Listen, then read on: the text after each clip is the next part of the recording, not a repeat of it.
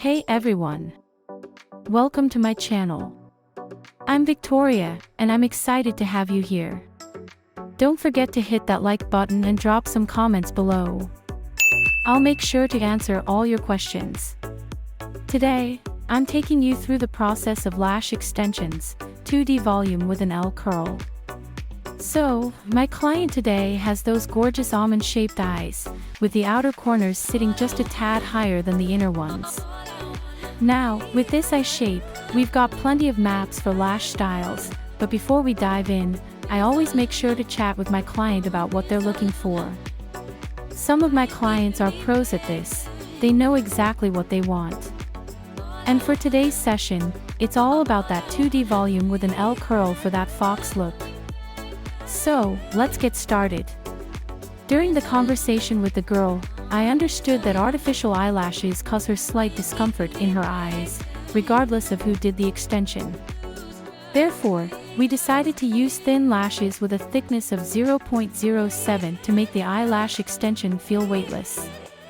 We also decided to make the maximum length 10 and chose lashes of a dark brown color.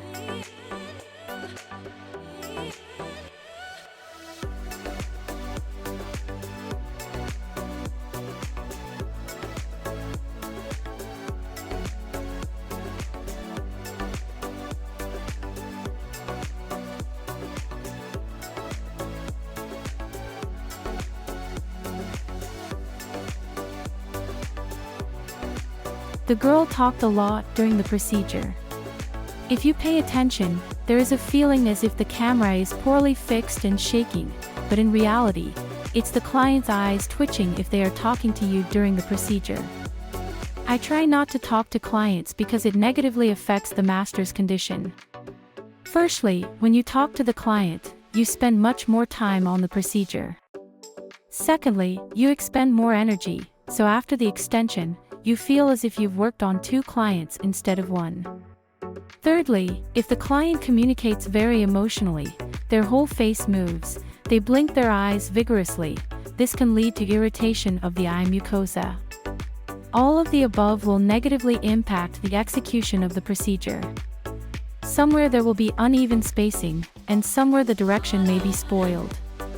As a result, the extension may not turn out as you would like.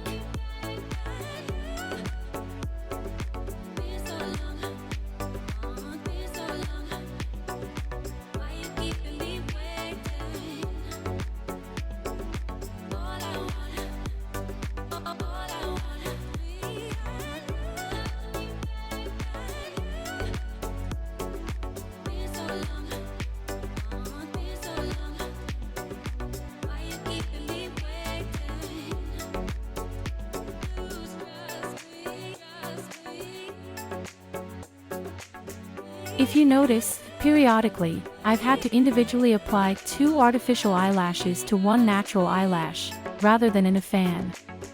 This means I glue 1 artificial eyelash, and then glue the second artificial eyelash onto the same one, thus creating a 2D fan. This was how volume lash extensions were taught many years ago. It was precisely during my initial training in volume lash extensions that I learned to extend lashes in this manner. This method of lash extension takes more time than if you simply took a strip and made a fan on it and immediately glued it on. This method is suitable if the natural lashes are in an inconvenient position for the technician, and you can thus glue on several fans. However, I do not recommend extending the entire eye in this way because it takes up a lot of time.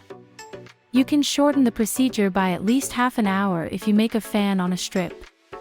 I did lash extensions using the attachment method for 1 or 1.5 years. For double or triple volume extensions, it took me at least 2.5 or 3 hours, and then I saw a new method of creating fans on a strip on the internet and started training myself to make them. I have a video where you can see how I make fans, it is shot in great detail.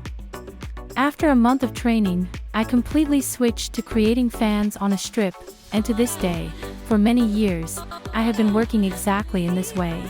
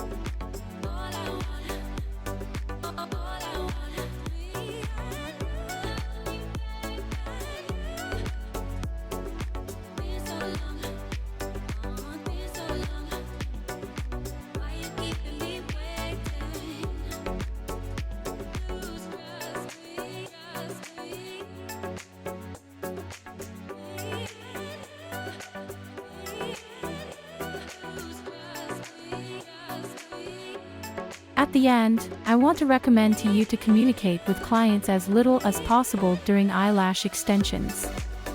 You will save both your time and the client's time, for which many will appreciate you as a master. Of course, there will always be girls who cannot lie calmly during the procedure and want to talk a lot with you, but in reality, there may be only one or two such clients. If you yourself do not start talking to clients on various topics, you will notice that many girls come to you just to relax and sleep during the procedure, and as a bonus, get beautiful eyelashes. Make sure to play pleasant music during work so that the client can relax and fall asleep quickly.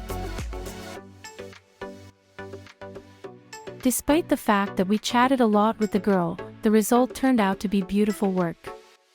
Although I thought that the eyelash line might be uneven. To check this, you can place a mirror and see how the eyelashes will look with the eyes open. If you don't have this tool yet, I advise you to get it, as you will always be able to see your mistakes in the mirror and correct them in time. At the end of the work, I comb the eyelashes well with a brush to make sure they lay evenly and to ensure that the glue worked well and the eyelashes do not fall out. I hope you enjoyed this video. Ask your questions in the comments and like it. Until next time.